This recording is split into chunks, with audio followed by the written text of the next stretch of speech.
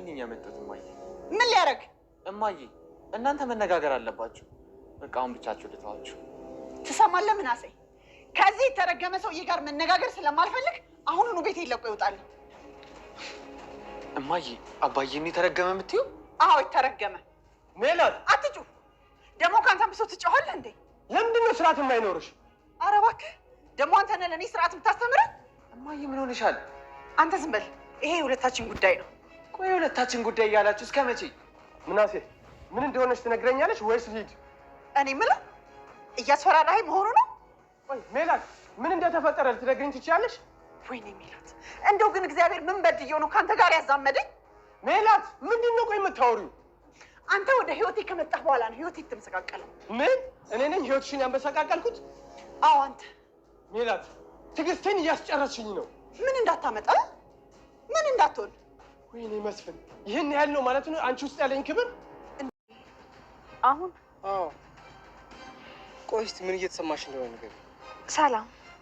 ሰላም እየተሰማኝ ነው። እንዴት? እዝራ አንተን ሳገኘ የትም አግኝቼው የማላውቀው ሰላምና እረፍት ነው የሚሰማኝ። እንደዛ ከሆነ ታዲያ ለምን ቻው ብለሽ ትሄጃለሽ? እሱን አላውቅም። ብቻ ግን ማረፍ ስፈልግ ቀድማ አይምሬ ውስጥ የምትመጣው አንተ ብቻ ነው። ሀና ግን ምን ሆነሽ ነው? እዝራ አቤት ሀና። አንተ ጋር የምመጣው እኮ ስለ ችግሮቼ ለማውራት ሳይሆን ችግሮቼን ሁሉ ለመርሳት ነው። አዎ አውቃለሁ። ግን ደግሞ ችግሮቻችንን እየሸሸናቸው ልንፈታቸው አንችልም። በዚህ ሰዓት ስለ ችግሮቼ መፈታት የማስብ ይመስላል? ግዴታ ማሰብ አለብሽ።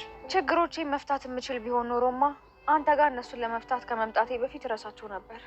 ይኸውልሽ አንዴ ችግሮቻችንን ቀርበን ካልተረዳን ድክመት ነው የሚሆነብን። ይሄ የሚጠፋኝ ይመስላል? እንደማይጠፋሽ አውቃለሁ። ግን ደግሞ ደፍረሽ ተጋፈጩ እያልኩሽ ነው። አልቻልኩም። እንዴት? በቃ አላውቅም። ብቻ ችግሮቼ ከአቅሜ በላይ ሆነውብኛል። ከሰው ልጅ አቅም በላይ የሆነ ምንም። በጣም ይቅርታ ትንሽ ዘገየዋል። አረ ችግር የለውም እማዬ። በሉ ብሉ። ግን ለምን ቆየሽ እማዬ? ስራው እኮ አልላቀቅ ብሎኝ ነው። እና ግዝሽ ብንልሽም እኮ እምቢ አልሽ። እናንተ ግን በቃ ነገሩ ቀላል ነው የሚመስላችሁ አይደል? በቃ ሰላምዬ፣ አሁን እኮ ተስማምተናል። ሰላምዬ ግን ስራው ቀላል መስሎች ነው አይደል? ሰው የሚሰራው ነገር ደግሞ ምኑ ነው የሚከብደው? እሱም አይከብድም፣ ግን ደግሞ እናንተ ገና ናችሁ ለማለት ነው። እውነት ለመናገር ገና እንኳን አይደለም። እንዴት አድርጌ ባስረዳችሁ ነው ግን የሚገባችሁ? መስፍን አቅቶት መሰለኝ። የአባዬን ስም አታንሺ። ምን? እኔን ነው እንደዚህ የምትናገሪ? አዎ። ቆይ ግን አንቺ አሁን ድረስ ይሄ ሰውዬ ምንም አያሳዝንሽ?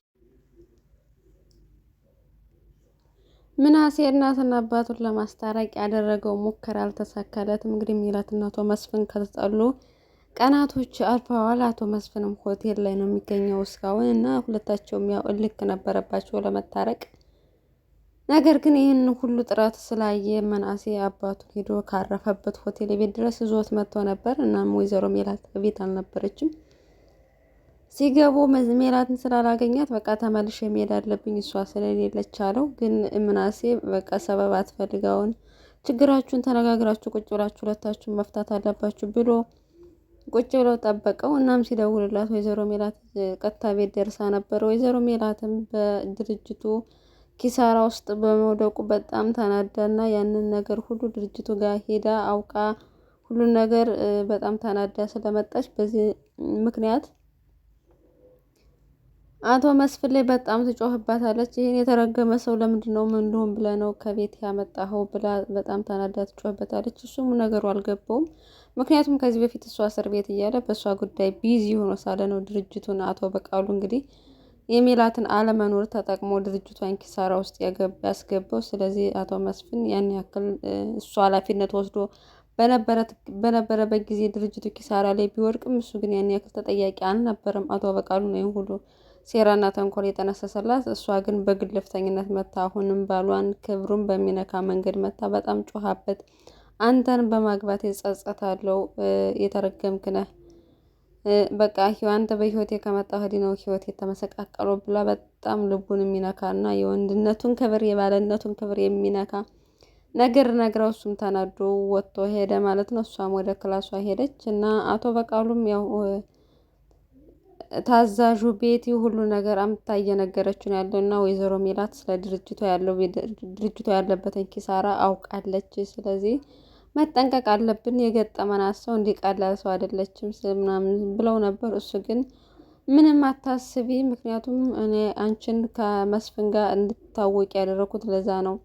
ስለዚህ ምንም አታስቢ ብሎ እሱም ምንም አልመሰለውም። እሷ ግን ማወቋ ሌላ ነገር ውስጥ ልትፈጥር ትችላለች ብላ ስላሰበች አስጨንቋታል ማለት ነው። እና ወይዘሮ ሜላትም ያው ድርጅቷን ንዴት ቤቷ ውስጥ እየወሰደች ድርጅቷንም ትዳሯንም ለማጣት እንግዲህ ጫፍ ላይ ደርሳለች ማለት ነው። ብትረጋጋና ነገሩን ቆምላ ብታስበው ምናልባትም አንድ ላይ ችግሩን መፍትሄ ማምጣት ይችሉ ነበር። እሷ ግን ብቻዬን ቤት ውስጥ ማስተዳድረው እኔ ነኝ፣ ብቻዬን የድርጅትና ኃላፊነት የምወስደው እኔ ነኝ እያለች እንግዲህ ባሏን በነገር እየቆሰቆሰች የበለጠ እንዲቆርጥ እያደረገችው ነው። እሱም እንግዲህ ከረጅም ጊዜ በኋላ ነው ወደ ሀገሩ የመጣው። እሱም ሀኒ ልጁ ከ16 ዓመት በኋላ ጠፍታ ስለተገኘች እሷን ለማየት ነው ወደ ሀገር የመጣው። እናም መምጣት ትክክል ነው ወይስ አይደለም፣ ምን እየሆነች ነው እያለ በሜላትም ጉዳይ በጣም እየተጨናነቀ ይገኛል ማለት ነው።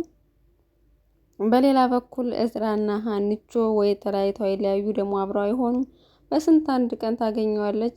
ደስ ሲላት ደግሞ ጥለው ትሄዳለች ማለት ነው። እናም ተገናኝተው ነበረ ቁጭ ብለው ማወሩና አንተ ጋር ስመጣ ሰላም ይሰማኛል። ስለዚህ አንተ ጋር ስመጣ ችግሮችን ልትረሳ ነው እንጂ ችግሮችን ላወራ አይደለም መጣው አለችው። እሱ ግን ችግራችን እኮ ካልተወያየንበት መፍትሄ ማምጣት አንችልም። ስለዚህ ሁለታችንም ቁጭ ብለን በችግራችን ዙሪያ መወያየት አለብን ምናምን እያላት ነበር።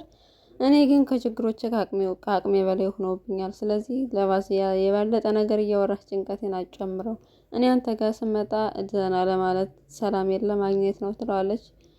እሱም ያው ችግርን የመሸሽ የደካሞች ምልክት ነው። ስለዚህ ችግራችን ተነጋግረን እንፍተው፣ ከሰው በላይ የሆነ ችግር የለም ብሏታል። እናም እንደዚህ እያልክ እያተጨቃጨከኝ ወይም ደግሞ ችግሮችን እያወራ ትቆያለህ ወይስ ልሄድ ስትለው በጣም ይቅርታ ብሎ እንግዲህ በሌላ ነገር አውርተዋል ማለት ነው። ጽዮንም እየተከታተለችው ትገኛለች። እዝራን እስካሁን አልለቀቀችውም። እናም እሱ የሄደበት ሲመለስ መንገድ ላይ ያገኘች። እሱም በጣም ተናዶ ተናገራት። በቃ ተይኝ ካለበዛ ካልተውሽኝና እኔ መከታተል ካላቁምሽ ብሎ ምናምን ስለዛተባት በጣም ተናዳ እየጠጣች ነበረ እና ከምትጠጣበት ቦታ ተካትሎ ሄዶም እሷ የእውነቷን ይሁን የውሸቷን አይታወቅም፣ ግን ብሩን ፈልጋ ነው እንጂ እሱም ብላ እንዳልሆነ የዚህን ሁሉ ጊዜ እሷን እንደዚህ የሚታገሳትና የታገሰችውን ሁሉ ጊዜ እሱም ብሩን ፈልጋ የሀብታም ልጅ ስለሆነ ነው እንጂ እሱም ፈልጋ እንዳልሆነ ልክ ልኩን ነግረዋለች። እሱም በጣም ቀል ተናዶባታል። በእርግጥ የቀልዷንም ነው የመሰለው። ምክንያቱም ይህን ሁሉ ጊዜ እንዴት ገንዘቤን ፈልገሽ እንደዚህ ትሆኛለሽ ምናምን እያለ ተናዶባታል። እና ጽዮን አሁን የቆረጠላት ይመስላል። በእዝራ ጉዳይ ደክሟታል። ምክንያቱም እሷ ለእሱ ያለውን ንቀት ባሳየ ቁጥር ለአንተ እኔ የምሰጠህ ፍቅር ለአንተ ንቀት እያሳየኝ ስለመጣ ስለዚህ ድጋሚ አጠገቢ አትድረስ ብላለች። እንግዲህ ለቅዱስም ቆርጦላታል፣ እሷም ደግሞ በእዝራ ጉዳይ ቆርጦላታል። እያለ በሂደት ሁሉም እየቆረጠላቸው ነው ማለት ነው። እና ወይዘሮ ሜላት ቤትም ተበጥብጧል። በዚህ ምክንያት እንግዲህ ሰላምን መንገድ ላይ አግኝታ ነበር፣ አባቷ ማለት ነው። ሁሉን የተፈጠረውን ነገር ነገራት። ሰላም ያው ሁልጊዜም ከእናቷ ጋር ሙግት ትገጥማለች። እናቷ ስህተት እንደሆነች ትነግራታለች፣ ያው ባይስማሙ ማለት ነው። እናም ሀኒቾ መታ ምንድነው የተፈጠረው በማየና በአባዬ ጉዳይ ስትላት ያው የተፈጠረውን ሁሉ ነገር አንድ ነገረቻት። እነሱም መፍትሄ ያሉትን ለማምጣትና እናታቸውን ለማገዝ ድርጅቱን ለማገዝ ከወደቀበት ኪሳራ ለማዳን እየተመካከሩ ነበር። እነሱ በሚያጠኑበት የድርጅቱ በሚያጠኑት የሙያ ዘርፍ ማለት ነው ድርጅቱን ለማገዝ ነው የፈለጉት። እናም ሀኒቾ እናቷን ለማናገር ሞክራ ነበር። ነገር ግን ይሄ እኮ ጨዋታ ቃቃ ጨዋታ አይደለም፣ ትልቅ ኃላፊነት የሚሰራው ስራ ነው፣ ድርጅት ነው።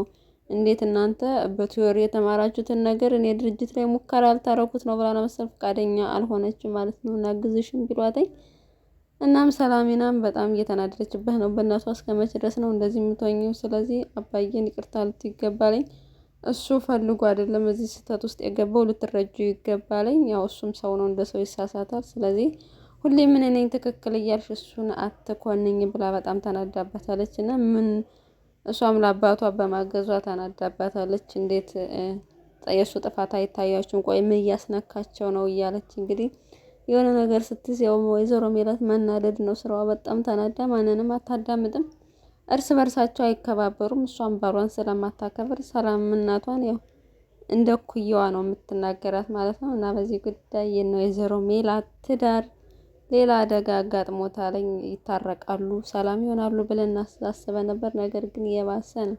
አሁን አቶ በቃሉም ተመልሶ የእሷን ድርጅት ኪሳራ ውስጥ ለመክተት ያው የበለጠ ኪሳራ ውስጥ ለመክተት እየታገለ ነው። እሷም ደግሞ ከወጣትነት ጀምሮ ዋጋ የከፈለችለት ስለሆነ እንዲህ በቀላሉ አታውም። ድርጅቷ ተበጠበጠ ማለት ደግሞ የኔ ድርጅቷ ሰላም ማጣትና ኪሳራ ውስጥ መውደቅ ቤቷንም እያናገ ይገኛል። እና በቀጣይ ክፍል ደግሞ ሲታረቃሉ ወይስ ምን ላይ ይደርሳሉ የሚለውን አብረን የምናይ ይሆናል። ተመልካቾቻችን ቻናሉን ሰብስክራይብ፣ ላይክ እያደረጋችሁ አብራችሁን ቆዩ። እናመሰግናለን። በያላችሁበት ሰላማችሁ ይብዛ።